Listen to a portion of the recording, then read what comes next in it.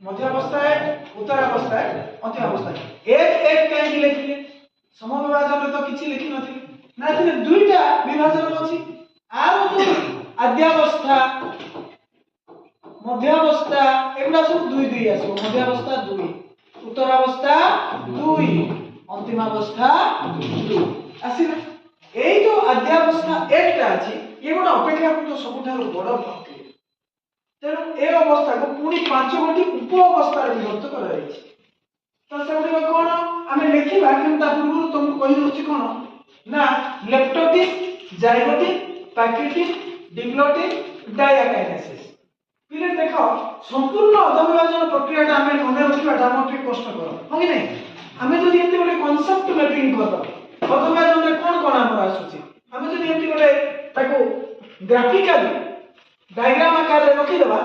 तापर प्रत्येक जिंस भितरे विषय रे मने पकेबा आ लिखिबा पय हमको बहुत सहज हो कि नहीं तो एटा कोन कोन अछि लेप्टोटिन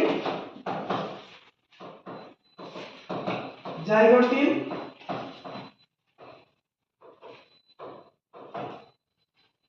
पैक्रिटिन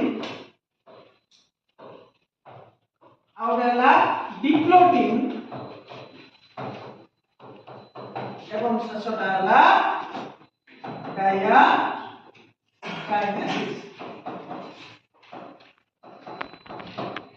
देखो पहले हठात डाया काइनेसिस विषय रे को पहले हम मुंड काम करना था मने पड़ना था किंतु ए चित्रटा रहिले पूरा हमर अधविभाजन रहि गेला कि नै हम मन रे ए भलिया हम प्रत्येक टॉपिक को कोन करिया